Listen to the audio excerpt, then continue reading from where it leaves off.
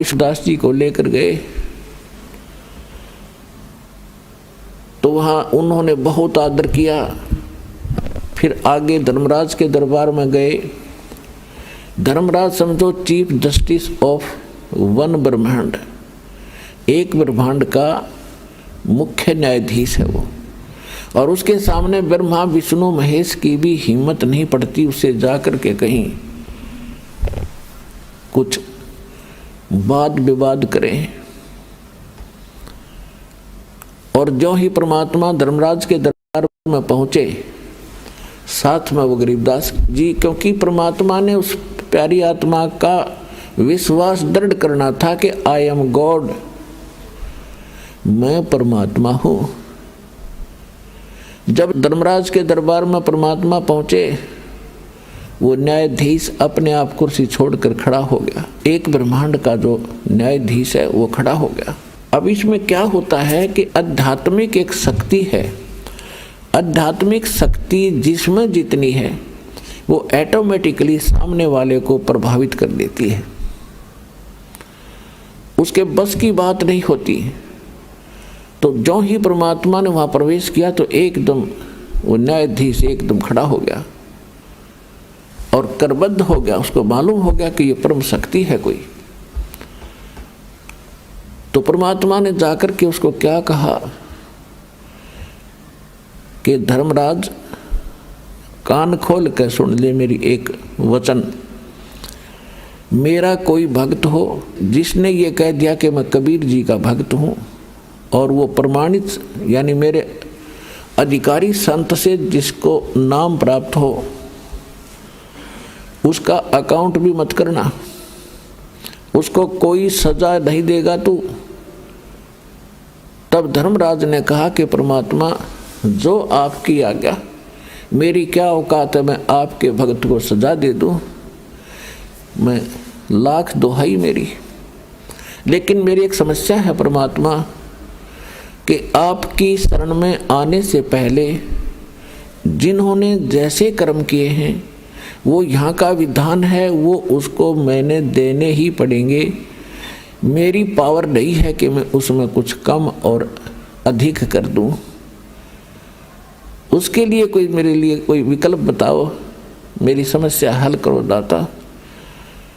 तब परमात्मा ने कहा कि जो मेरा भक्त ये कहे कि मैं कबीर जी का शिष्य हूँ, उनका बच्चा हूँ, उनका उपासक हूँ, तो उसकी जांच करो कि वास्तव में ये वो है कि नहीं, सच्चा है तो उसके बाद मेरे पास लेकर आ जाना इसकी बही को, अपनी को, इसके अकाउंट को मैं उसको कैंसिल कर दूंगा, साइन कर दूंगा।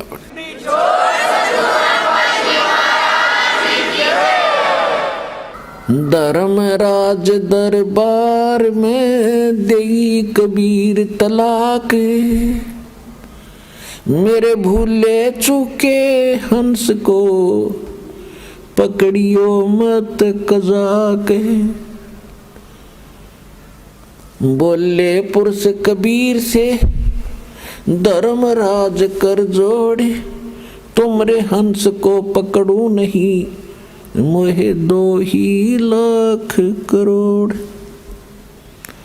फिर क्या कहता है कि कर्मों से तीरथ है और अब जब पे नाम कबीर, वो तो मुझे पकड़ने पड़े, दाता जड़नी पड़े जंजीर।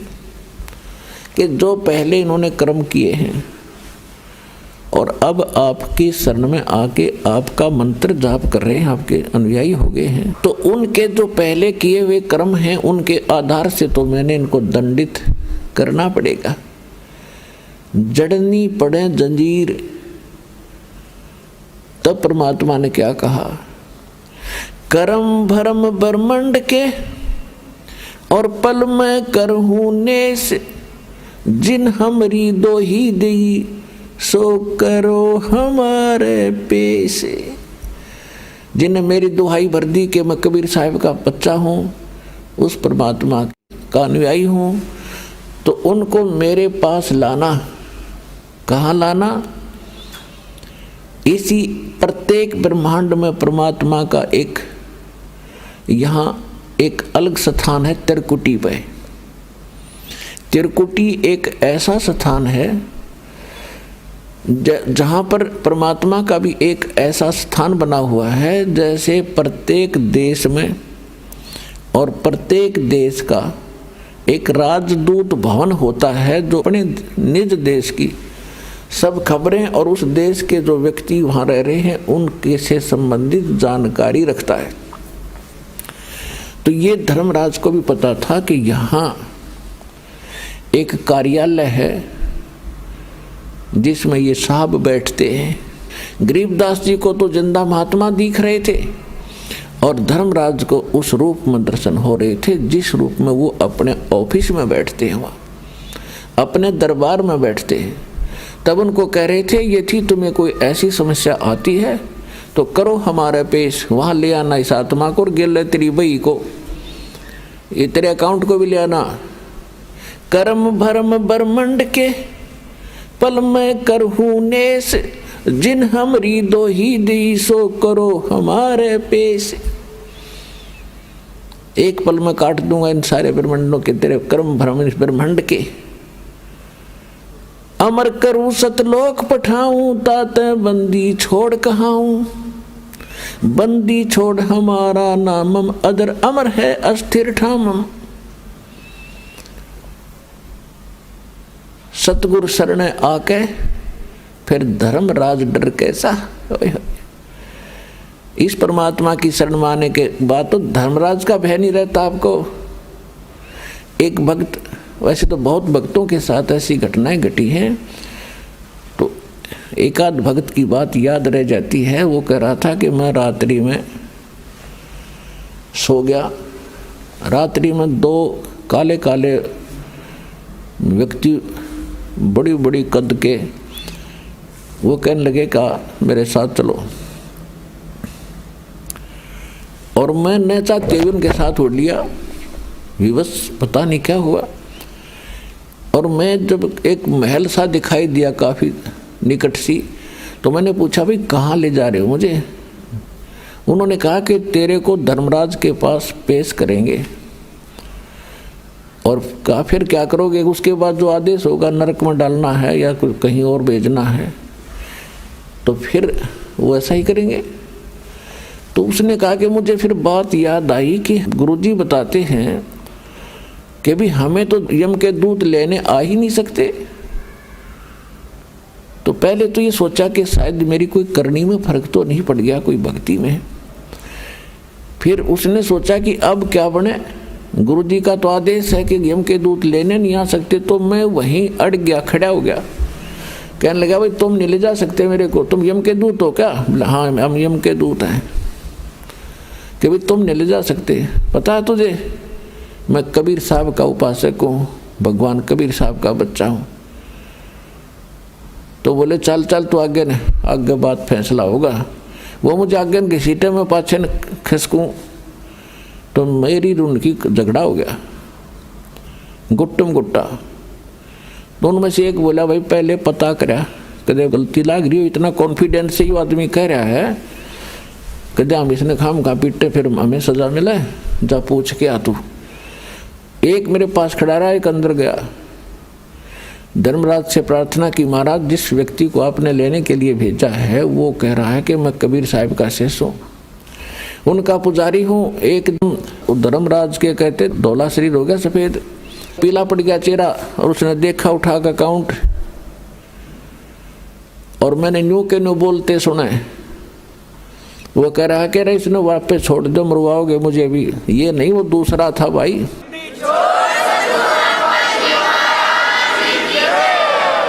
तो वापस आया, उसने कहा छोड़ बीमारी ने कहते ऊपर से पटक दिया मैनू,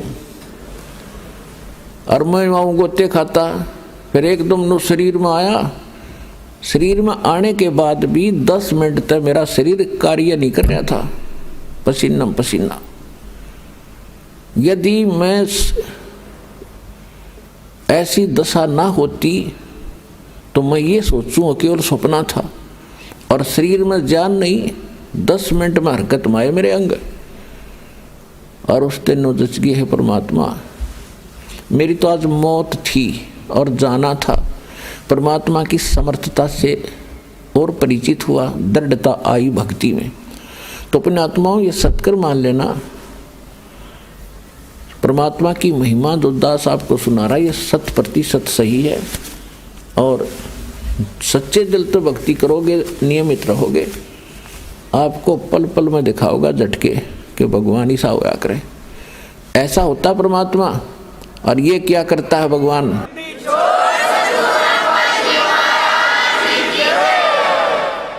उसके बाद परमेश्वर कबीर जी गरीबदास जी को सचखंड लेकर गए, 11वां द्वार पार किया, उसके बाद 12वां द्वार पार किया। अभी तक 10वां द्वार इसके ऊपर खड़दू उतार रखा था, बस लास्ट था 10वां द्वार। और एक ये जम्मू के अंदर एक मधु परमहंस कबीर पंथी, कबीर साहब की वाणी पढ़े हर सुनावर ने कहा मेरे जैसा ज्ञान ब्रह्मांड में नहीं। 11वां द्वार पा गया, 11वां द्वार, 11वीं खिड़की, आज तक किसी ने नहीं बताया। उसके प्रवचन सुने, उनके साथ ये आध्यात्मिक ज्ञान चर्चा भी आपने सुनी थी कल। तो ये नकली आदमी है, न कख का पता नहीं, कह ख का पता नहीं, ना भक्ति मार्ग ठीक, ना इनका ज्ञान सही। ये सदग्रंथों को ढंग से पढ़ कर समझ भी नहीं पाए, भक्ति तो बहुत दूर की बात है। तो 12वां द्वार पार करके सचखंड में जाया जाता है, सतलोक में। 11वां जो द्वार है वो परब्रह्म यानी अक्षर पुरुष के लोक में खुलता है। फिर अक्षर पुरुष के 7 संख ब्रह्मांडों को पार करके इतना क्षेत्र तय करना पड़ता हमने। फिर 12वां द्वार है जो अक्षर पुरुष के लोकों का अंत होता है और सतलोक में प्रवेश होता है। और उसके बीच का जो रास्ता वो गुप्त है, ऐसे घूम कर जाता है, उसको भंवर गुफा कहते हैं। और तब वहाँ जाया जाता है। 12वें द्वार पार करके सतलोक आता है और वहाँ परमात्मा है। जब वो सतलोक में पहुँचे, गरीबदास जी ने देखा वहाँ का नज़ारा, ओए होए होए। पुणात्माओं, यहाँ तो उस स्थान की महिमा की कोई तुलना भी नहीं कर सकते, किसी से हम कंपेयर करके आपको बता नहीं सकते। वो तो वहाँ जाकर देखोगे जब आनंद न्यारा होगा। बाकी कुछ मिलता जुलता उसका कुछ आभास आपको कराया जाता है। वहाँ सतलोक एक पृथ्वी है, जैसे यह धरती आप देख रहे हो ऐसी ही है, लेकिन उस पृथ्वी में प्रकाश गणा है। जैसे आप देखते हो कहीं पर कोई दरिया का रेत पड़ा हो और उस रेत में चमक होती है, चांदी की तरह चमकते हैं सूर्य की रोशनी में, ऐसे वह पृथ्वी सारी ही ऐसे चमकती है और उपजाऊ बहुत घनी है। वहाँ पर सब बाग बगीचे हैं, झरने बहते हैं। यहाँ तो पत्थर के पहाड़ हैं, वहाँ हीरे और पन्ने होते हैं। इनके वो पहाड़ हैं, मोतियों के पहाड़ हैं। यहाँ तो कंकर पत्थर हैं, वहाँ मोतियों हीरों के पहाड़ हैं। और उन्हीं में बीच में पृथ्वी रेत है, उन्हीं में बाग बगीचे हैं, झरने बहते हैं। सफ़ेद रंग के सभी वहाँ सब वस्तुएं सफ़ेद कलर की होती हैं, यानी और एक तत्व से बनी हुई होती है। वहाँ मनुष्य भी ऐसे ही जैसे यही आकार है, स्त्री हैं, पुरुष हैं, आपके पूरे परिवार हैं। वो परिवार के आप साथ ही आए थे, इकट्ठे डूबे थे, कब इस काल के साथ हम इकट्ठे आए थे।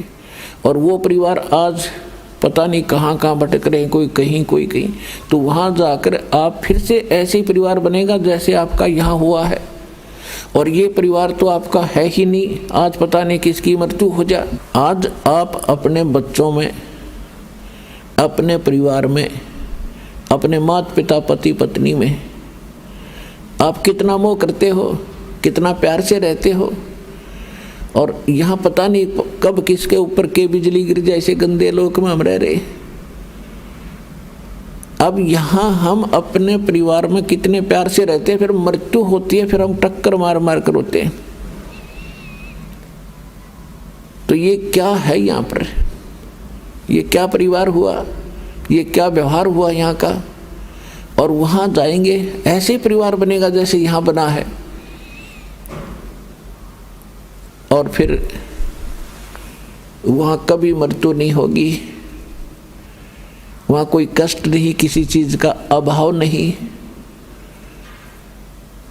और अपना खाओ पियो नहाओ दो, दूधों की नदियां बहती हैं, वहाँ शहद की नदियाँ बहती हैं, वहाँ पर बाग बगीचे सदा बहार हैं, कभी सूखते नहीं, उनके फल कभी समाप्त नहीं होते।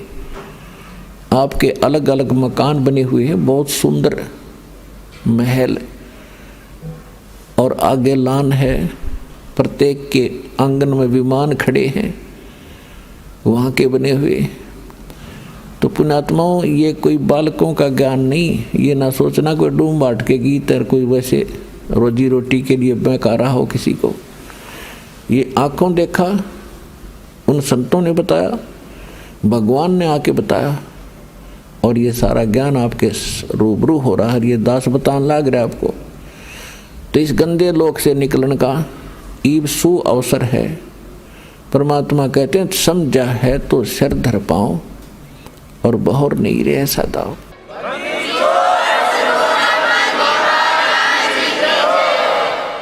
और यहाँ की किसी वस्तु की इच्छा आपके मन में नहीं रहनी चाहिए। प्रथम तो यो ज्ञान ऐसा है कि यहाँ कति हृदय हटा देगा आपका इस गंदे लोक तय। यो लोक ठीक नहीं है, यहाँ की व्यवस्था सारी व्यर्थ है। देखो, ये तो आपने मान लेना चाहिए कि यहाँ से तो आपकी मृत्यु होगी, डेफिनेट होगी। वो कब होगी वो समय निर्धारित है। जैसे परमात्मा बताते हैं कि साथी हमारे चले गए, हम भी चालनहार, और कोई कागज में बाकी रह रही, तांत लगी है वार। अब जैसे कोई व्यक्ति मृत्यु को प्राप्त हो जाता है, दूसरे सोचते हैं इसको बीमारी होगी थी, एक्सीडेंट हो गया, यूँ मर गया, हम अभी नहीं मरेंगे, चलो हम चलते हैं अपना काम करते। वो भी यही सोच रहा था कि अभी नहीं मरेंगे। तो यहाँ कहते हैं ना जाने काल की कर डारे, और किस विध ढल जा पास आवे, और जिनाते सरते मौत खुड़क दी, उनानो केड़ा हासावे। या नाचते हैं, गाते हैं, फिल्मी गाने सुनते हैं, एक सेकंड में ना जाने कित बिजली गिर जा, जगह जगह भूकंप आते हैं, और वो पता नहीं क्या क्या नाच रहे होते हैं, कूद रहे होते हैं, कोई गाने सुन रहा होता है, 1 मिनट में बिजली गिर जाती है, हाहाकार मच जाती है, सांस लेने का टाइम नहीं मिलता इनको। तो ऐसे गंदे लोक में तुम ऐसी खुशी मना रहे हो, तुम्हें डर नहीं रहा, तुम्हें ज्ञान नहीं है। 2 प्रकार के व्यक्ति यहाँ पर ऐसी गलतियाँ करते हैं। एक तो कति बालक होते हैं, उनको ज्ञान ही नहीं, वो सर्प को भी पकड़ लेते हैं, आग में भी हाथ डाल देते हैं। और दूसरे जिन्होंने भांग पी रखी हो या नशा कर रखा हो, वो व्यक्ति ही निर्भय हो करके ऐसे भयंकर स्थान पर और मस्ती में रहते हैं। इस ज्ञान से वह भांग उतारी जाती है, वो नशा उतारा जाता है, और वो बालक की बुद्धि आपकी समाप्त की जाती है, आपके विचार मैच्योर किए जाते हैं, मजबूत किए जाते हैं, स्वस्थ किए जाते हैं कि ये लोक ठीक नहीं है, यहाँ का भगवान ठीक नहीं है, यहाँ का कोई भी व्यवहार ठीक नहीं है। यहाँ से पीछा छुटवाने का समय केवल अब आया है। ये 4 युगों के बाद यही समय होता है। यह बिचली पीढ़ी अब प्रारंभ हुई है। 1951 में दास का जन्म हुआ, 1947 को भारत आज़ाद हुआ। उसके बाद शिक्षा धीरे धीरे पनपी है, ना कोई शिक्षा के निकट नहीं जाता था। और अब शिक्षा की इतनी आवश्यकता महसूस करवा दी भगवान ने, दया करी दाता ने, कि बच्चा बच्चा पढ़ा दिया अपने सब ने। चाहे जिसका बिल्कुल ब्योत नहीं है, गरीब भी व्यक्ति हो, विचारता बेटा बेटी ने खूब पढ़ा दूं, अच्छा इनको शिक्षा दिवा दूं। तो इस शिक्षा का परमात्मा ने प्रेरणा की, और इस शिक्षा का लाभ आपको ईब मिलेगा। यहाँ बड़ी अच्छी बात है, शिक्षा ग्रहण कर ली, पढ़ लिए बच्चे, बहुत अच्छी ट्रेनिंग भी कर गए। 1 करोड़ बच्चे पूरे हिंदुस्तान में शिक्षा पूरी करके और अपने रोजगार के लिए चल पड़ते हैं। कितनों को नौकरियां मिलती हैं? मान लीजिए 10% ने 10 लाख ने मिल गई एक वर्ष में नौकरी, तो 90 लाख क्या कर रहे हैं? उनको तो कोई राहत मिली नहीं, अपना वही दैनिक कार्य जो परंपरागत होता है उसी को कर रहे हैं। तो इसका उद्देश्य ये था दाता ने आपको शिक्षित कराने का कि आप भगवान पहचान सकते हो और सदग्रंथों को देख सकते हो, विश्वास कर सकते हो कबीर इज गॉड, हमारे सदग्रंथ क्या बताते हैं। और इसको जानकर आप फिर सतलोक की भी इच्छा करोगे। जब आप यहाँ छोटी मोटी कोई जॉब प्राप्त करने के लिए कितने संघर्ष करते हो, न्यौछावर हो जाते हो, 20 वर्ष तक बच्चे को पढ़ाते हो, खूब खर्चा करते हो कि किसी प्रकार इसको ये वस्तु प्राप्त हो, सुखी हो। और जब आपको पता चलेगा कि ये तो इससे हटकर भी एक और वस्तु है जो इस मनुष्य जीवन से हमने करनी थी और बच्चों से करवानी थी, वह भूल रहे थे, वो अब पता चलेगा। इसका यही काम है। शिक्षा नहीं देता दाता आपको, चारों योग चले गए।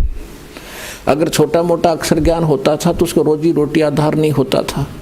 आज तक आप देख रहे हो, अपना इतिहास देख लो, हिंदुस्तान का इतिहास देख लो, पिछला 100 वर्ष 200 वर्ष 300 वर्ष कौन पढ़ा करता था? एक ब्राह्मण वर्ग था, संस्कृत पढ़ा करते थे, वो परंपरागत और सदग्रंथों को जानते थे। उनका यही काम दे रखा था कि आप इन सदग्रंथों को पढ़ो। आप फ्री छोड़ दिए समाज ने, ब्राह्मण वो लोग, कि तुम इन सदग्रंथों को पढ़ो, शिक्षा ग्रहण करो और हमें समझाओ। अब उन्होंने उनके लिए उनकी वो भी रख दी, वे तुम्हारी पूजा भी देंगे, दक्षिणा देंगे तुम्हें, तुम अपना एक का काम करो, अपना परिवार पोषण भी करो और सदग्रंथों को पढ़ो और हमें समझा दो, इतनी सी बात। तो इन ब्राह्मणा गया समझ में नहीं आई सदग्रंथ। और परमात्मा आए 600 वर्ष पहले, ये सच्चा ज्ञान बताने लगे तो विरोध कर दिया, इन ब्राह्मणों ने करवा दिया। ब्राह्मण कोई जाति नहीं है पुणात्माओं, क्योंकि हम अपने अपने वर्ण में पैदा होकर उसी को सत्य मानते हैं, श्रेष्ठ मानते हैं। और कोई उसके विषय में थोड़ा सा बोलता है तो हमें दुख होता है। ये भी हमारी बाल बुद्धि ही होती है, बचपना ही होता है। अब देखो, ब्राह्मण, आज हम ब्राह्मण कुल में जन्मे हैं, मृत्यु के बाद हम शूद्र घर में भी जन्म ले सकते हैं, क्योंकि हमारे संस्कार बहुत पुराने आपस में रले मिले। और हम पशु पक्षी योनि में भी जाएंगे। फिर भी ब्राह्मण कोई जाति से नहीं होता, कर्म से होता है। जो ब्राह्मण यानी पंडिताई गुरुआई करते हैं, जो ज्ञान प्रचार करते हैं, उनको ब्राह्मण कहते हैं, विद्वान कहते हैं। मेरे पूज्य गुरुदेव जी ब्राह्मण कुल में जन्मे थे। गांव बड़ा पैंतावास, जिला भिवानी, चरखी दादरी के पास एक गांव है। ब्राह्मण कुल में जन्मे थे और वो कभी ब्राह्मण नहीं कहते थे, आप अपने आप को एक भक्त या संत कहते थे। और मेरे दादा गुरुजी यानी गुरुजी के गुरुजी गांव छावला दिल्ली में, गांव छावला दिल्ली के वो जाट थे।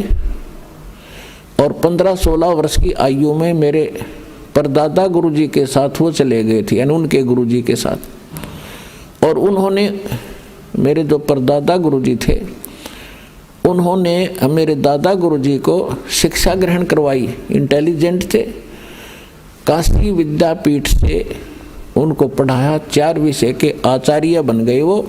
और उनको पंडित चिदानंद नाम से जाना जाने लगा, पंडित ब्राह्मण। और उनका सोनीपत जिला में खरखोदा तहसील के पास एक छोटा सा गांव है गोपालपुर। वहाँ पर आज भी मेरे दादा गुरुजी छावला वाले उस जाट का एक पंडित चिदानंद नाम से आश्रम बना हुआ है। उस पर लिखा है बोर्ड, पंडित चिदानंद आश्रम गोपालपुर। वो जाट होते हुए पंडित कहलाए। और मेरे पूज्य गुरुदेव जी ब्राह्मण होते हुए भी कहा करते, नहीं मैं वो पंडित नहीं हूँ, वो आचार्य नहीं हूँ जो जिन्होंने पंडिताई यानी शिक्षा ग्रहण की। पंडित उसको कहते जो विद्वान हो जाए। गुरुजी कहते थे मैं संत हूँ, भक्त हूँ और आप भी कल्याण कराता हूँ और आपका भी उद्धार करता हूँ। पंडित तो मेरे गुरु जी थे। तो इसी प्रकार जो दास आपको ये कह रहा है, जिनको सदग्रंथों का ज्ञान होता था हम उनको पंडित कहते थे। ब्राह्मण उसी को कहते हैं, भक्त को ब्राह्मण कहते हैं। ब्राह्मण उसको कहते हैं जो परमात्मा से परिचित हो जाता है। ब्राह्मण सोए जो ब्रह्म पहचाने। तो कहने का भाव यह है कि उन पंडितों ने जिन्होंने इन सदग्रंथों को पढ़ा वो विद्वान बने, वो इनको समझ नहीं सके। पढ़ना अन्य चीज होता है, समझना मूल वस्तु है। गुरु बिन काहुन पाया ज्ञाना, जो थोथा बुस छिड़े मूड किसाना। भाई सतगुरु बिन काहुन पाया ज्ञाना, जो थोथा बुस छिड़े मूड किसाना। भाई गुरु बिन वेद पढ़े जो प्राणी, समझन सार रहे अज्ञानी। तो पुण्यात्माओं, इस दास से पहले और उन महापुरुषों के अतिरिक्त जिनको भगवान सीधे मिले या परमात्मा के अतिरिक्त इस विश्व में किसी को भी अध्यात्म ज्ञान नहीं था। ये सभी वेद ज्ञान विरुद्ध साधना बताते और करते रहे ब्राह्मण होकर के। ये सभी अज्ञानी थे। अपनात्माओं, ये शब्द यदि कहीं कहा जाए बगैर प्रमाण के तो इंसान का गला नहीं उतरा, बल्कि नू का यो मूर्ख आदमी है, सब न अज्ञानी बतावे। अज्ञानी का अर्थ है जिनको अध्यात्म ज्ञान नहीं, वेद ज्ञान नहीं, गीता ज्ञान नहीं, पुराणों का भी वो ज्ञान नहीं। यानी हमारे सदग्रंथों से अपरिचित जो गुरु हैं वो अज्ञानी हैं और वो गुरु पद बेशक प्राप्त किए हैं। तो इन बातों का धीरे धीरे समाज को पता भी चलेगा, क्योंकि इसीलिए आपको शिक्षित किया है। प्रमाण दास आपके रूबरू करता ही रहता है, आगे भी करते रहेंगे। अब जो प्रसंग चल रहा है हम उसी पर आते हैं। अब परमात्मा लेकर के गरीबदास जी की आत्मा को और सचखंड पहुंचे, सतलोक में पहुंचे। सतलोक का आपको दास वर्णन कर रहा है कि वहाँ 3 पोर्शन है सतलोक के, सचखंड के।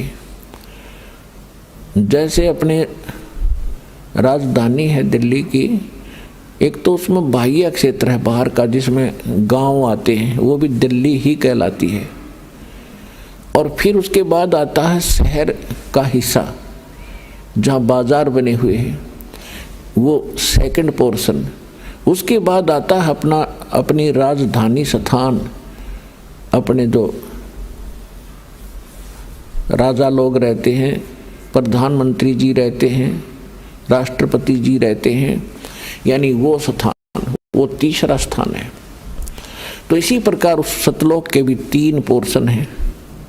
बाहर का जो स्थान है, बाह्य क्षेत्र है, उसमें झरने बह रहे होते हैं, बाग बगीचे हैं सदा बहार, बहुत सुंदर वहाँ महक उठ रही होती है और झीनी झीनी आवाज़ वहाँ पर बजती रहती है जो बहुत सुहाती है, कानों को अच्छी लगती है।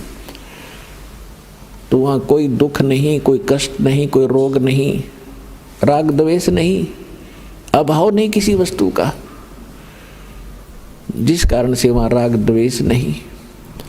और सबको एक जैसा शरीर है, सबको एक जैसा ही वहाँ पर व्यवस्था उपलब्ध है। वहाँ कोई छोटा और बड़ा नहीं, वहाँ कोई अमीर और गरीब नहीं, वहाँ कोई शूद्र और उच्च वर्ण के नहीं, ब्राह्मण नहीं। तो वहाँ पर राग द्वेष होता ही नहीं। और वैसे भी वो शरीर जो आपको मिलेगा वो सुक्रम कायम ऐसना विरम, वहाँ जो आपको शरीर प्राप्त होगा उसमें नाड़ी तंत्र नहीं होगा, एक तत्व से बना हुआ होगा। उसकी बनावट और उसके अंदर जो मशीनरी है वो बहुत अच्छी होती है, वो कभी नाश नहीं होती। और वहाँ जो आप खाते पीते हो वो कहीं विसर्जन करने के लिए नहीं जाना पड़ता, उस बॉडी में उतना ही कंज्यूम हो जाता है। उसमें एक ऐसा सिस्टम मालिक का बनाया हुआ है। तो कहने का भाव ये है कि वो सुख हम यहाँ खोज रहे थे युगों से। अब जैसे नमक की बोरी में 1000 बोरी रखी हो नमक की, उसमें खांड का टेस्ट कोई ढूंढे तो वहाँ तो हो ही नहीं सकता। वो तो बूरा की बोरी में मिलेगा और दोनों एक जैसे कलर में एक जैसे हैं, रंग एक जैसा है, बोरी एक जैसी है। इसी प्रकार उस सतलोक की या नकल है। सतलोक में एज इट इज सृष्टि है। यहाँ तो ये अब खत्म हो गए, जैसे पेड़ प्याड़ ये तो कति कंडम हो गया काम सारा ही। इसलिए उसको सतलोक, अमरलोक, अजरलोक कहते हैं। वहाँ कोई वस्तु नष्ट नहीं होती। और यहाँ पर आप देख रहे हो ऐसी ही व्यवस्था है, ऐसे ही सृष्टि है और ऐसे ही वहाँ बाग बगीचे हैं, ऐसे ही पुरुष स्त्री हैं। और ये नकली संत सतलोक की महिमा गाते हैं, राधा स्वामी वाले या और भी कोई भी कबीर पंथी हैं, कहते हैं वहाँ प्रकाश ही प्रकाश है, चेतन ही चेतन है और परमात्मा निराकार है। आत्मा परमात्मा में ऐसे जाकर मिल जाती है जैसे बूंद समुद्र में, बस कोई अस्तित्व नहीं रहता। तो ये कहते हैं सटदल उवा बाई बकदा। ये उवा बाई बक्के थे, इनको ना आत्म अनुभव, स्वानुभव नहीं, न इनको परमात्मा का ज्ञान समझ में आया, न इनको गुरु ठीक मिले, जिस कारण से इन्होंने ऐसे विधान सिद्धांत बनाकर हमें भ्रमित कर रखा था। तो वहाँ पर ये सृष्टि, ये स्थिति है और वहाँ जाने के बाद आपकी फिर कभी मृत्यु नहीं होती। अब एक सोचने की बात है, एक गरीब आदमी जिसके पास मुश्किल से 1-2 कमरों का मकान हो और उसको कोई कह दे चाल तुझे 500 एकड़ जमीन बना बनाई कोठी इतनी सुंदर और उसको चल वहाँ तुझे देता हूँ, या तो उसका विश्वास नहीं होगा और विश्वास होगा 2 मिनट लाओगा, छोड़ेगा ढूंढने, इनका पड़ा रहेगा, चल अपना हमारा ही मौज, वो पड़ा रहेगा कि जिसका कोई बरतो चाहे ना बरतो। तो ऐसा ही है जो दास आपको बता रहा है, या तो आपका विश्वास नहीं होगा लेकिन विश्वास दास करा के छोड़ देगा।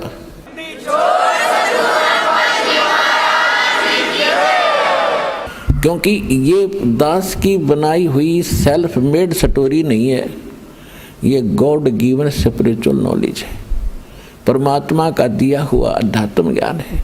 और जिन महापुरुषों ने देखा उनका बयान है, वो बयान आपको सुना रहा है दास। आप उस बयान को पढ़ नहीं सके, समझ नहीं सके, इसलिए एक वकील की जरूरत पड़ती है। इसी प्रकार दास आपका वकील का भी काम करेगा उस परमात्मा के दरबार में। कर ले गुरु वकील मुकदमा भारी है, भाई कर लो गुरु वकील मुकदमा भारी है। ये बहुत भारी मुकदमा है, इसके लिए वकील की जरूरत पड़ेगी, वकील भी पूरा हो। जिन विधान का नहीं पता, संविधान का नहीं पता और वो वकील बने फिरे हैं, दस यानी नकली संत बने फिरते हैं, ऐसे संतों को करने का, ऐसे वकीलों को भी करने का कोई फायदा नहीं जो वहाँ जवाब ना दे सके। तो इस दास के अतिरिक्त विश्व में इस विधान का कोई भी जानकार नहीं है पृथ्वी पर वर्तमान में।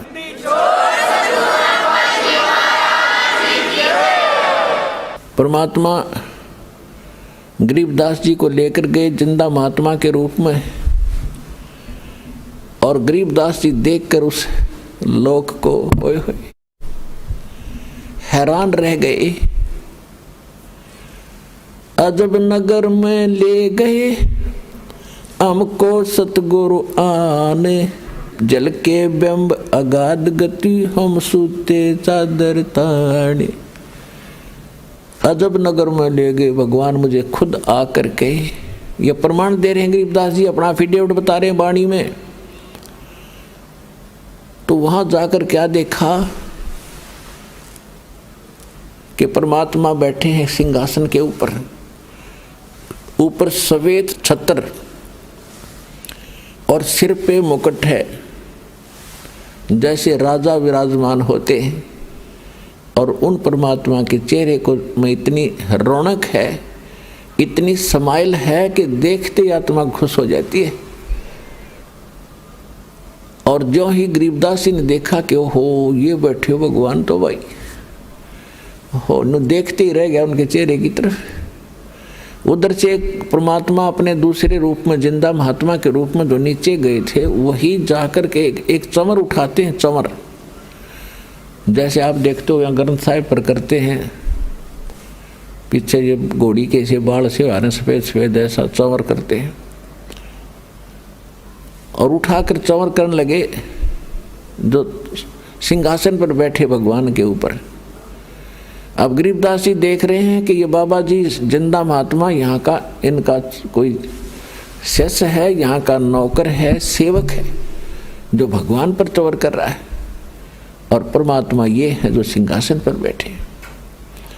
उसी समय सिंहासन पर बैठे परमात्मा खड़े हुए और नीचे से जिंदा महात्मा के रूप में जो गए थे भगवान, वो उस अनंत कोट ब्रह्मांड के सिंहासन पर विराजमान हुए। जो परमात्मा मुकुट पहरे हुए थे और जिसके एक रोम में, रोम कहते हैं बाल को, रोमकूप कहते हैं जो छिद्र जहाँ बाल उगा है, तो कहते हैं एक रोमकूप में या बाल में कहो, रोम में इतना रोशनी है, करोड़ सूर्य मिला दे करोड़ चंद्रमा, इतना तेज। यहाँ तो इन आँखों से नहीं देख सकते हम उस तेज को, वहाँ हमारी आँखें दूसरी होती हैं, आत्मा की आँखों से देखा जाता है और वो बहुत प्यारा लगता है, आँखें बंद नहीं होती।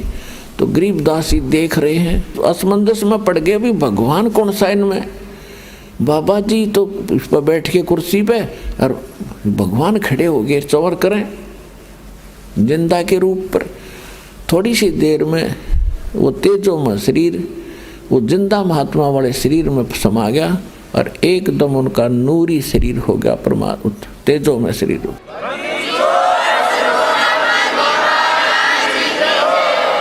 और चंवर अपने आप हवा में हो रहा है, से अब हवा में ऐसे घूम रहा है। अब गरीबदास जी असमंजस में पड़ गए, आश्चर्यचकित हुए।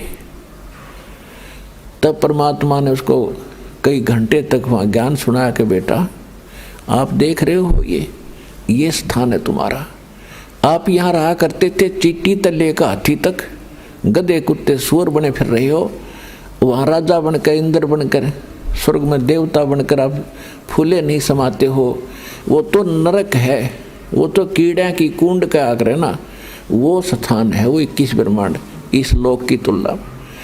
वो तो गरीबदास देख ही रहे थे कि सचमुच भगवान है।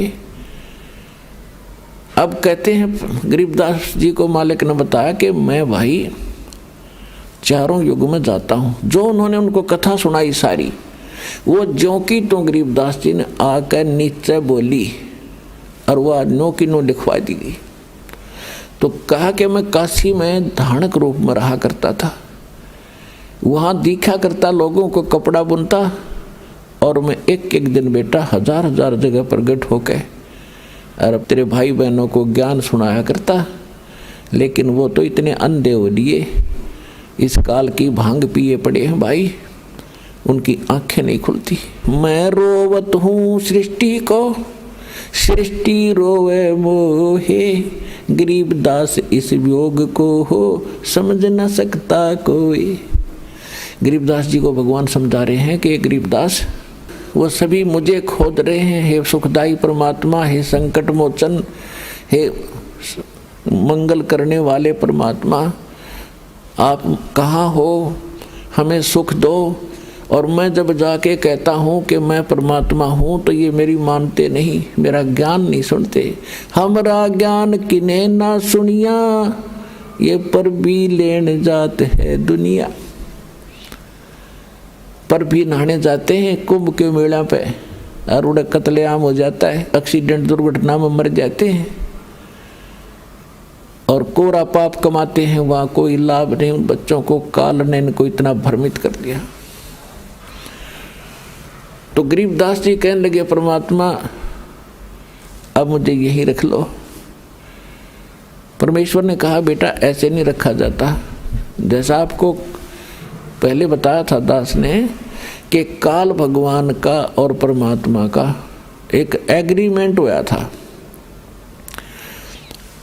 तो उसने ये कहा था कि भगवान आप अपना ज्ञान सुना के अपना बनाकर जो हृदय से आपको चाहे आपके ज्ञान को माने और आप में हृदय से आपको चाहेगा तो वो आपका, बाकी मेरे। जबरदस्ती ना करना, बलपूर्वक ना ले जाना। परमात्मा ने कह दिया था कि ठीक है मैं बलपूर्वक नहीं लेके जाऊंगा और अपना ज्ञान सुनाऊंगा। और दूसरी बात यह है कि जब आप यहाँ से गए भक्ति धन से परिपूर्ण थे, उतने ही भक्ति कमाई करके यहाँ आ सकते हो, वैसे नहीं आ सकते। अब तो मैं लाया हूँ आपको, लेकिन आप यहाँ रह नहीं सकते। अब बालक थे, आंखों में आंसू भर आए, क्योंकि वहाँ जाने के बाद पता चलता ये क्या है, ये तो नरक दिखाई देता। यहाँ का चाहे सारी पृथ्वी का राजा हो, कति नरक दिखाई देता उस सुख की तुलना में। तब परमात्मा ने कहा कि बेटा तू चिंता ना कर, मैं तेरे साथ रहूँगा और ये ऐसा मंत्र दूंगा, जल्दी ही आप भक्ति युक्त हो जाओगे। ऐसा नाम दूंगा, सतनाम और सारनाम, कि बहुत जल्दी भक्ति धनी बन जाओगे। अपने आत्माओं, इस आत्मा को हमने भक्ति से चार्ज करना है, भक्ति से फुल करना है, तब यह काम करेगी, तब ये भक्ति युक्त होकर के वहाँ जा सकती है। जैसे एक तो साइकिल में हवा भरा कर हाथ से पंप चला के वो एक छोटी सी ट्यूब में डाल सकते हैं, उसमें टायर में नहीं भर सकते उससे, और लगे रहेंगे तो काफ़ी समय लगेगा। मन 3-4 दिन 10 दिन लग जाए उसमें, अगर उसी से को पचा। लेकिन वो तरीका नहीं है ट्रक की टायर में हवा भरने का, उसके लिए तो एक प्रेशर चला हुआ है, उससे भरी जाएगी वह, और मिनट में भर दो। इसी प्रकार जो भक्ति विधि मैं बताऊंगा गरीबदास, वो इतना गजब की होगी कि थोड़े ही समय में तुम्हारे टायर भर जाएंगे, फुल हो जाएंगे।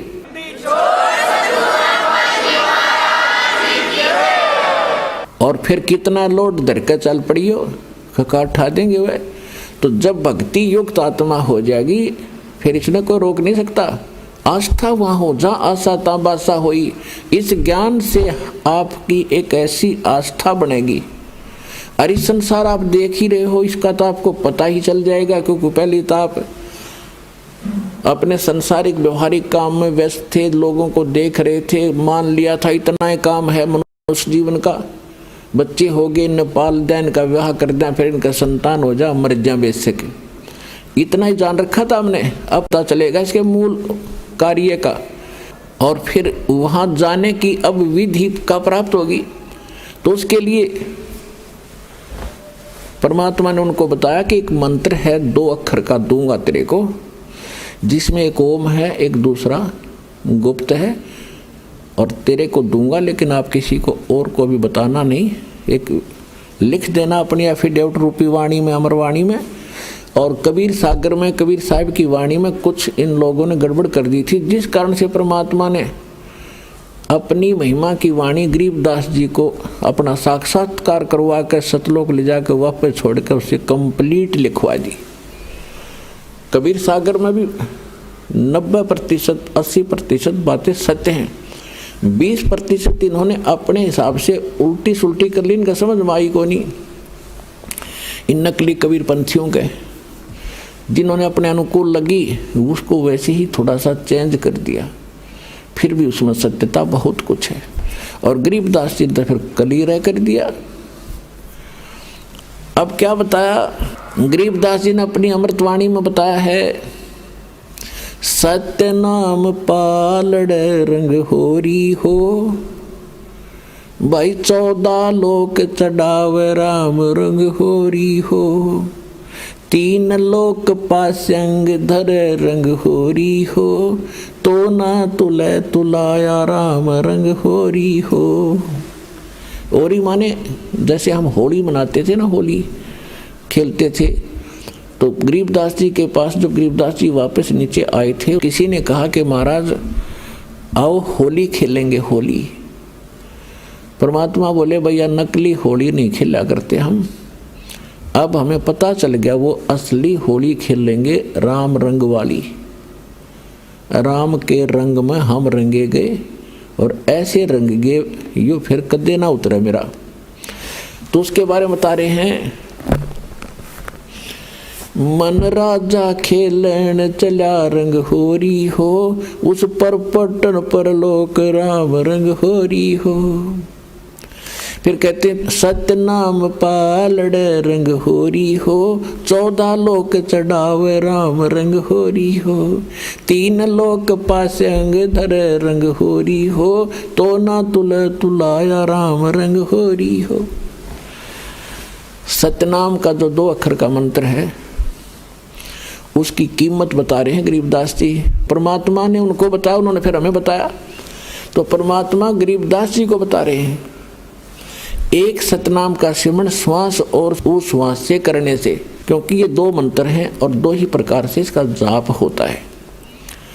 उसकी कितनी कीमत बनती है, लेकिन अधिकारी से लेके अपनी मर्जी से कोई अपॉइंटमेंट लेटर लिख ले मैं लग गया तहसीलदार और लिख ले, साइन कर ले किसी के आप पे, तो वो नहीं लग सकता। वो तो अधिकारी ही अपॉइंटमेंट लेटर पे वो भर चाहे कोई, 2 साइन उसके होने चाहिए ओरिजिनल। तो इस विश्व में 21 ब्रह्मांड में इस नाम के दान करने का इस दास के अतिरिक्त कोई अधिकारी नहीं है।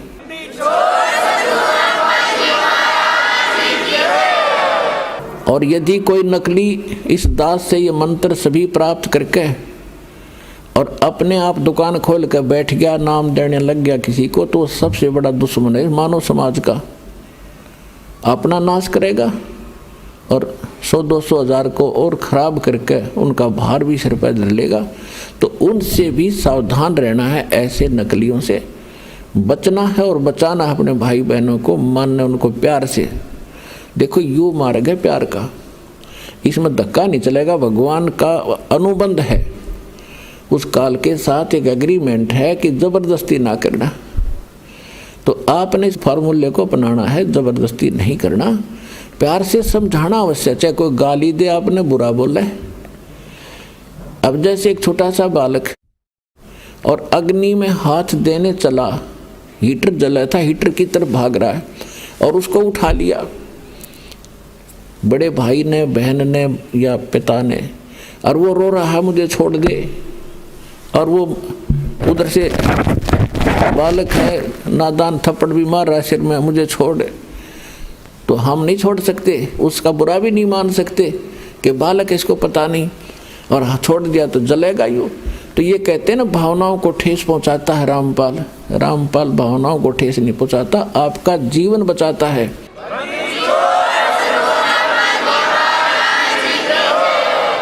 अब प्रारंभ में जब ये ज्ञान धीरे धीरे प्रचार शुरू किया, टीवी माध्यम से जाने लगा, तो भक्तों के पास अनजान लोगों के ऐसे बुरे फोन आते थे, गालियां देते थे, तुम क्या कह रहे हो, ब्रह्मा विष्णु महेश को नासवान बता रहे हो, तुम्हें ये कर देंगे वो कर देंगे। इनसे प्रार्थना कर रखी थी, भाई बोलियो ना, सुनते रहो पर चलते रहो।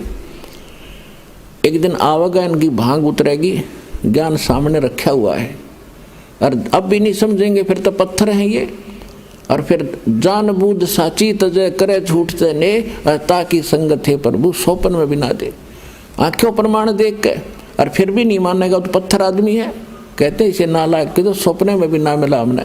तो इसी प्रकार आपका प्रयत्न है, प्रत्येक भाई बहन को समझाओ, और कोई ऐसी गलती कर रहा है उसको समझाओ, क्यों पाप का भागी बन रहा है, ऐसी गलती मत करो। आप भी दोबारा उपदेश लो वहाँ जाके, और इनको छोड़ो भगवान के बच्चों के। ये तो पहले दुश्मन बतेरे थे, ये काल के दूत नरे भेज रखे काल ने, इनको मिसगाइड कर दिया। सारे सबकी दुर्गति हो रही है, भक्ति भी कर रहे हैं, साधना भी कर रहे हैं, जो भी कोई क्रिया बताता वो भी कर रहे बेचारे, और फिर भी दुखी, क्योंकि वो शास्त्र विदिता कर्मन माना आचरण है, वो सत्य भक्ति नहीं है, शास्त्र अनुकूल नहीं है। शास्त्र अनुकूल भक्ति और पूरा कोर्स सतलोक आश्रम बरवाला जिला हिसार हरियाणा के अतिरिक्त विश्व में नहीं है।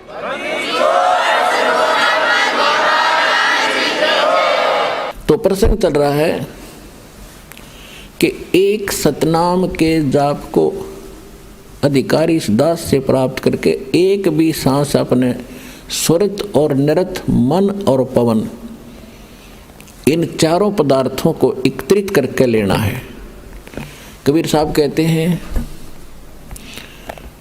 कहते माला तो कर में फिरे और जिव्या फिरे मुख माही, मनुआ तो चहूं दिस फिरे ये तो सुमरण नाही। कबीर साहब कहते हैं कि हाथ में तो माला मणियां घूम रहा है और जीभ मुख में घूम रही है और मन कहीं घूम रहा है, ये सुमरण नहीं होता। कहते हैं सुरत नृत मन पवन पर, और सतनाम का वो जाप लगातार चले। सुरत नृत मन और पवन इकट्ठे रखे। जैसे आप सिमरण करते हो, सांस के सिमरण सतनाम दिया है, या प्रथम मंत्र भी जाप करते हो, उस पर ये ध्यान रखे कि जैसे आप प्रथम मंत्र बोला प्रथम मंत्र का, तो ये सोचा ये किसके विषय में है। 5-4 तो लगातार तो मंत्र करें, 5-4 बार ये अभ्यास करें ये किसका है, और उसके बाद बेशक शीघ्र करो, लेकिन ये ध्यान रहे मैं बोल क्या रहा हूँ। अब बोलते हो सत सुकरे तवगत कबीर, तो फिर इस क्या बोल रहा हूँ ये शब्द है, इस शब्द के साथ इस चित्त यानी मन को लगाना है, और ध्यान रहे कि मैं क्या बोल रहा हूँ, कौन से अक्षर का उच्चारण कर रहा हूँ। तो इसमें स्वरित और नृत अपने आप रहेगी कि किस जाप को कर रहा हूँ। स्वरित नृत मन और पवन। पवन माने वायु, जो श्वास के सिमरण से संबंधित है ये, कि इस पर श्वास जब जाप करो तो इसके साथ ये सांस भी ध्यान हो कि मैं बाहर कौन सा छोड़ रहा हूँ, अंदर कौन सा ले रहा हूँ, और कौन मंत्र का उच्चारण कर रहा हूँ। ये आपकी सुरत और नृत्य में रहना चाहिए। मैं के बोलूँ हूँ, अपनी सुरती उस पर लाए रखे। सुरती समझो आत्मा के कान हैं और नृत्य जो है आत्मा की आंखें हैं, ऐसा समझ कर दो। अब जैसे सुमन करते हो तो क्या मैं बाहर छोड़ रहा हूँ, कौन से मंत्र का उच्चारण अपने आप होता, श्वास से महसूस होता मैं क्या बोल रहा हूँ, उस पर ध्यान रहे अंदर क्या ले रहा हूँ। तो ये सुमन बना आपका ध्यान कहीं और श्वास करें जाओ खेचम खेचा, इससे कोई लाभ नहीं।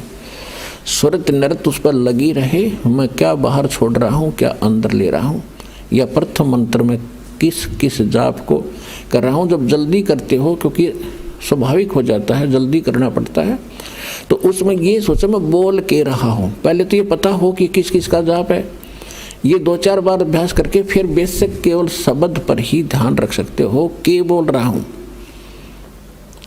कौन सा मंत्र बोल रहा हूँ, हरियम बोल रहा हूँ, किलियम बोल रहा हूँ, उस पर ध्यान रहे। तो वो उस पर जरूर रहना चाहिए, वो नहीं माला फेरे जाओ। तो ऐसे ही सतनाम पर बात चल रही है कि सतनाम पालड़े, तराजू के एक पलड़े में ऐसे किया हुआ श्वास सुरत नृत्य और मन और श्वास के साथ किया हुआ एक श्वास के सिमरण की ओनली एक मंत्र, सांस बाहर छोड़ा और अंदर ले लिया, पूरा हो गया एक मंत्र। इस एक मंत्र के जाप को तराजू के एक पालड़े में रख दो, उसकी कीमत, और दूसरे पलड़े में 14 लोक, विष्णु का लोक, शिव का लोक और ब्रह्मा जी का लोक, धर्मराज का लोक, नीचे के यताल पताल उतल सारे, और ऊपर के गोलोक और दुर्गा का लोक, ब्रह्मलोक, सपतपुरी, स्वर्ग और नरक। स्वर्ग नरक ये अलग 3 लोक न्यारे हैं, ये स्वर्ग पृथ्वी और पाताल ये लोक अलग हैं 3, इनसे हटकर हैं। तो क्या बताया है कि ये 14 लोक उस महास्वर्ग तक दूसरे पालड़े में रखते सतनाम के श्वास के से तोलने के लिए, और 3 लोक ये पृथ्वी पाताल और स्वर्ग लोक ये तो पास्यंग रखा है। पास्यंग क्या होती है आजकल के एजुकेटेड बच्चों को पता नहीं, क्योंकि ये ज्ञान गूढ़ रहस्य है और अपनी लोकल लैंग्वेज में ये एक सूक्ष्म वेद है। तो दास का जन्म ऐसे समय में दिया दाता ने, दास ने दोनों जमानों की लैंग्वेज का ज्ञान हुआ, जिस कारण से इन गूढ़ रहस्यों को आज समझ सका। और इस ग्रंथ को, गरीबदास साहिब जी के ग्रंथ को आज के बालक पढ़ के देख लो, इन्हों का दर्द, इसमें पता नहीं क्या लिख रखा है। क्योंकि वो भाषा उन्होंने अपने उस समय की भाषा में लिखा। तो उसमें क्या लिखा है, पासिंग किसे कहते हैं, जैसे हमारे यहाँ दास का जन्म किसान परिवार में हुआ तो हमारे घर पर ये व्यापारी लोग आते थे, कोई चने तो ले जाता था, कोई बाजरा, कोई गेहूँ। तो वो क्या करते थे, जब तोलते समय हमारे पिताजी कहते थे कि भाई लाला जी अपनी तराजू चेक करा पहले। वो देखते थे अगर थोड़े से अनबैलेंस्ड होती, वो सौदा करने आया था, जैसे गेहूं का ढेर पड़ा है और उसी को तोलना था, तो गेहूं ही एक मुट्ठी उठाई उस ढेर में से और तराजू को एकसार करने के लिए, एररलेस करने के लिए, उसकी त्रुटि निकालने के लिए एक पलड़े में वो थोड़े से गेहूं डाल देता था 2-4 ग्राम, और जिससे वो डिफेक्ट तराजू का ख़त्म हो जाता था तो उस तरफ बट्टे रख देता था।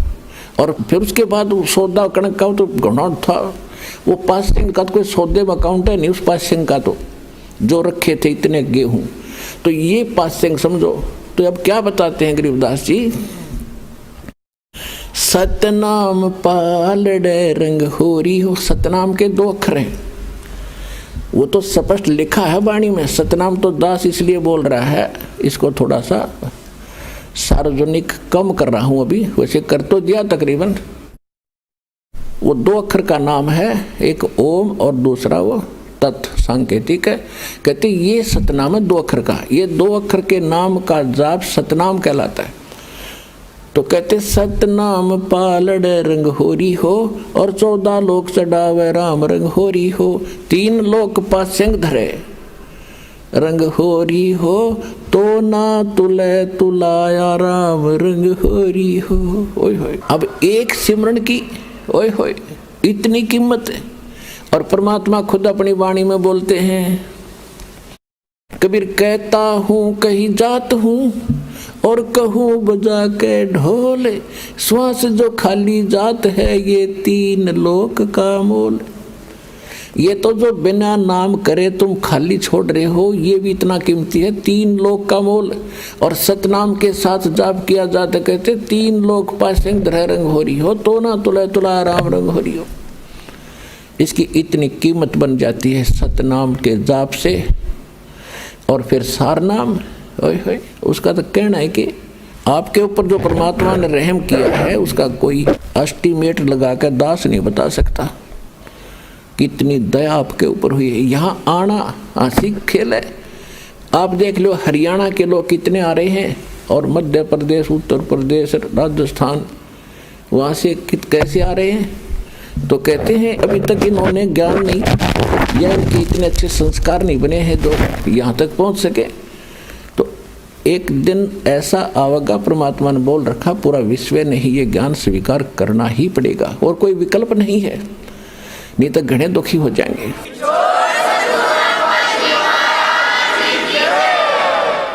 तो इस प्रकार गरीबदास जी से कहा कि बेटा तू जा, वापस जाओ आप, और इस नाम का जाप करोगे ना बहुत जल्दी भक्ति युक्त हो जाओगे। गरीबदास जी 61 वर्ष की उम्र में, 61 वर्ष रहे शरीर में, 61 वर्ष की उम्र में सब इच्छा से शरीर छोड़ा था। और फिर उसमें तो भगत पीछे पड़ गए, महाराज और रुक जाओ बहुत, और कुछ दिन रहो। 6 महीने का समय दे दिया। 6 महीने के बाद मैं नहीं रहूँगा इस लोक में भाई, मेरा काम पूरा हो गया। तो 6 महीने के बाद सबको पहले सूचित करके बता दिया था कल मैं शरीर छोड़ूंगा। उस दिन भादवा उतरते की द्वादशी को, और सन 1778 में गरीबदास जी 61 वर्ष की आयु में बैठे बैठे शरीर छोड़ के अपने चले गए थे। क्योंकि जिसने वो लोक देख लिया यहाँ रह सकता है। आपको तो वैसे तो ज्ञान से ही दास आपको इतना प्रेरित कर देगा कि आपकी आस्था यहाँ से हटकर 100% वहाँ लगेगी, तभी वहाँ जा सकोगे।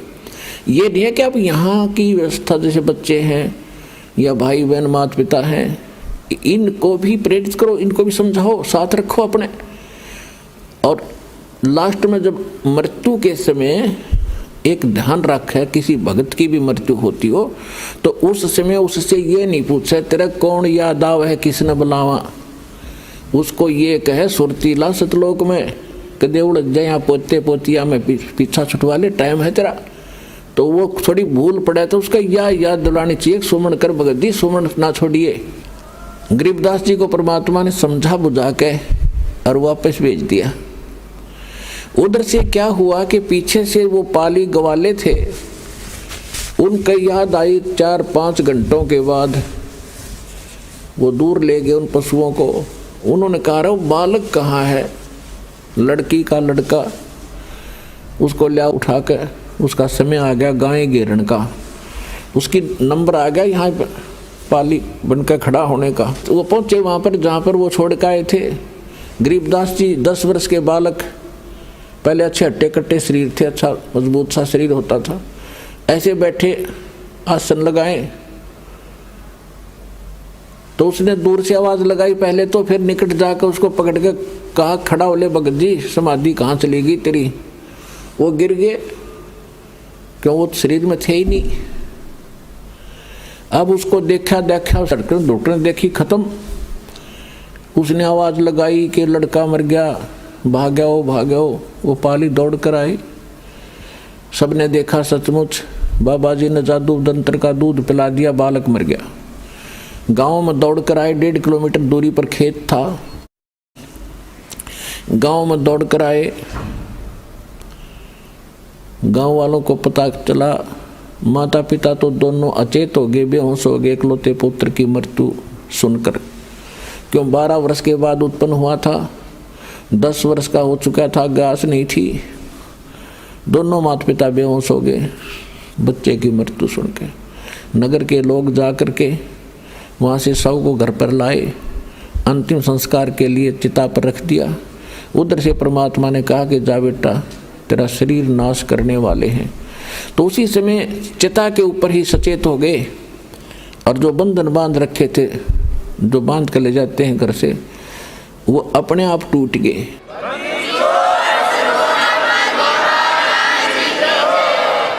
और खड़ा होते ही नीचे उतर आए, उतर कर चल पड़े, और ये वाणी बोलने लगे। जो गरीबदास जी की वाणी का हम पाठ करते हैं, दास उन्हीं की वाणी को अधिक आधार बनाकर आपको ज्ञान सुनाता है। अजब नगर में ले गए हमको सतगुरु आने, जल के बिंब अगाध गुति वासुते चादर ताने। पर पटन व परलोक है जहाँ अदली सतगुरु सारे, भक्ति हेत से उतरे पाया हम दीदारे।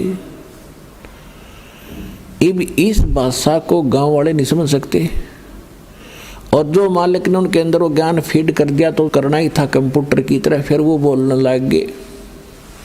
क्योंकि परमेश्वर ने कहा था कि बर्म में पंथ में, गरीबदास वाले पंथ में, उस पंथ के प्रवर्तक द्वारा मेरी महिमा की वाणी प्रकट होएगी।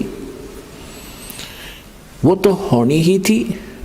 और फिर परमेश्वर ने यह भी कहा कि उस बर्म में पंथ में, गरीबदास वाले पंथ में जब वो चल चुका होगा तो उसमें फिर मैं स्वयं आऊँगा और सभी पंथों को खत्म करूँगा। इस ज्ञान से मेरे बच्चों को एक करूँगा, सभी एक होंगे, सबका मोक्ष करूँगा। तो उसी गरीबदास वाले पंथ में ये दास भेज रखा, उस परमपिता ने अपना दास भेज दिया, अपना नौकर भेज दिया। पूरी भक्ति विधि, पूरा कंप्लीट कोर्स, पूरी पावर देके आपको मोक्ष कराने का पूरा प्रबंध दे करके दास को भेज रखा है। ये 100 प्रमाणित समझ लेना, सच समझना।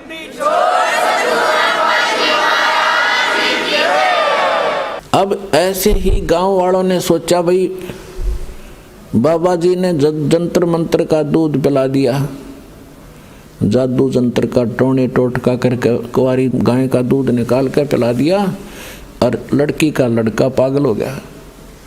अब वो बात करें सिद्धीर, वो जवाब दे कहाँ गया था, वो कौन था बाबा जी, तो वो क्या बताया करते, अनंत कोट ब्रह्मांड का एक रति निभारे, सतगुरु पुरुष कबीर हैं वो कुल के सर्जनहारे।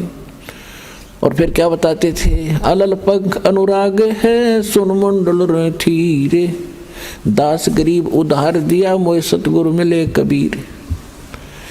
अब गांव वाले क्या समझे, इन गुड ड्रेसियों को। तो उनको पागल कहने लगे, गरीबदास जी को पागल, बावड़ा, पागल हो गया लड़का, कोई बातें नहीं करता ढंग से।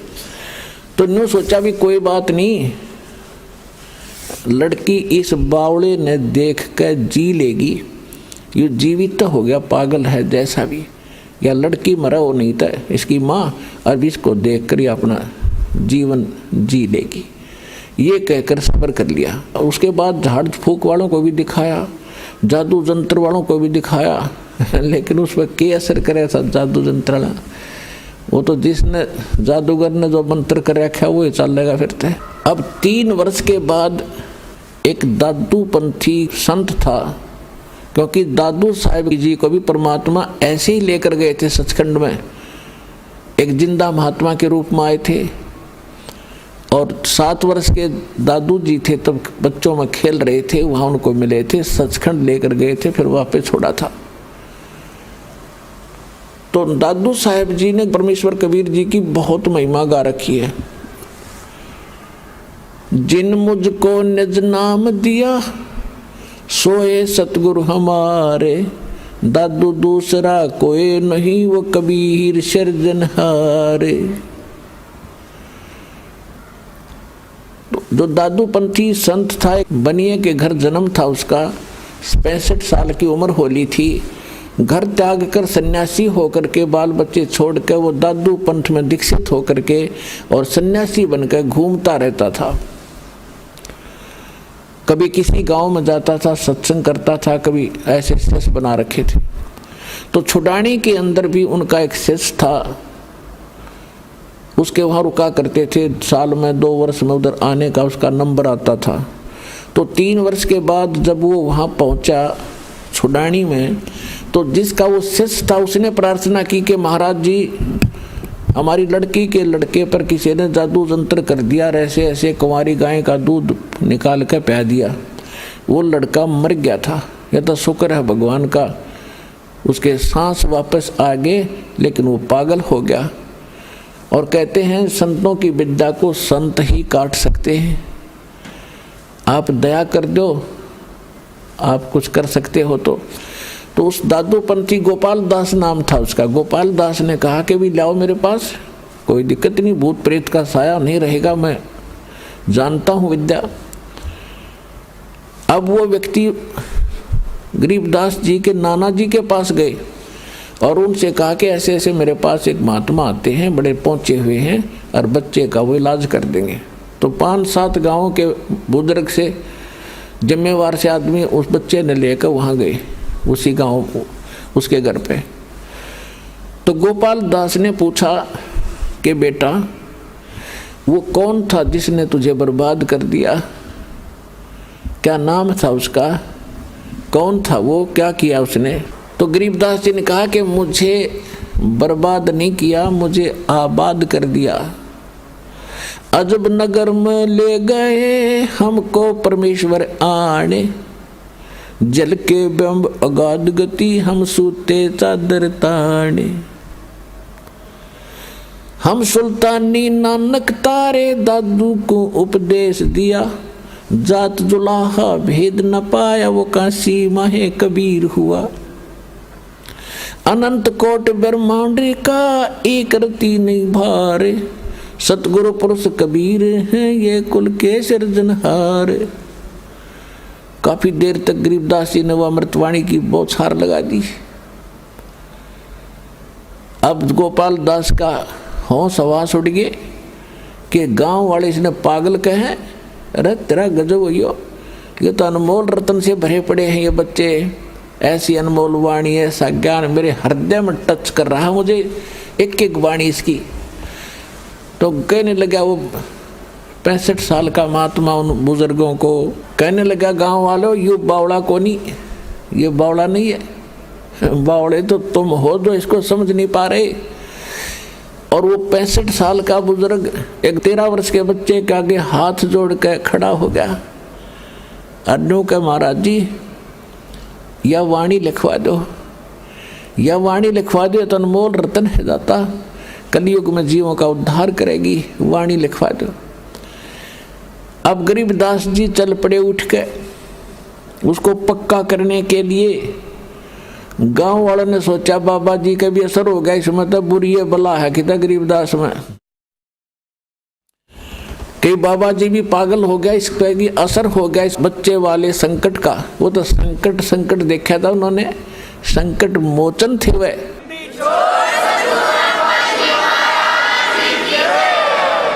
अब 3 दिन तक वो गोपाल दास उनसे विनय कर रहे हैं, जब भी मिल जाते हैं घंटा 2 घंटा उनसे प्रार्थना करते हैं, फिर उठ कर आ जाते। तीसरे दिन जब गोपाल दास जी ने विनय की तो गरीबदास जी ने कहा कि देख ले भाई महात्मा जी, अगर सारी लिख है ना मैं जो लिखवाऊँ टोटली तो बोलूँगा, ना मैं बोलूँगा नहीं, सारी लिख ले। क्योंकि वो लिखना जानता था, गरीबदास जी अशिक्षित थे, तो गोपाल दास लिखा करते थे, गरीबदास जी 13 वर्ष के बालक बोला करते थे। और गरीबदास जी की एक बटबेरी का बाग था, बेरी का बाग, उसमें एक जांडी का पेड़ था, वो बहुत देर तक सुरक्षित रखा भक्तों ने, अब तो वो खत्म हो गया, उसके स्थान पर वैसे यादगार सी बना रखी। तो वहाँ बैठकर लिखा करते थे, वो बोला करते थे गरीबदास जी, गोपाल दास लिखा करते थे। तो लगभग 6 महीने में उनका लेखन कार्य पूरा हुआ। उसके बाद भी वो गोपाल दास ज़्यादातर रहने लग गया उनके साथ, और वो कहीं कोई बात होती तो फिर भी बोला करते थे, तो गोपाल दास साथ साथ लिख लिया करते थे। तो काफ़ी समय तक ये वाणियाँ लिखी गई, ऐसे लिखी गई। तो इस प्रकार देखो वेद बताते हैं कि वो परमात्मा सतलोक में रहता है, सिंहासन पर विराजमान है, नर आकार है, मनुष्य दृश्य है, और वो शरीर है, उसका नाम कबीर है, और वहाँ से चलकर आता है, अच्छी आत्माओं को मिलता है। और जब वो परमात्मा धरातल पर शिशु रूप धारण करके आता है तो कंवारी गायों का दूध पीता है। तो ये लीलाएं की किसने?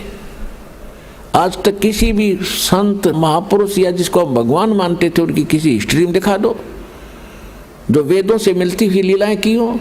तो he is God, Kabir is God.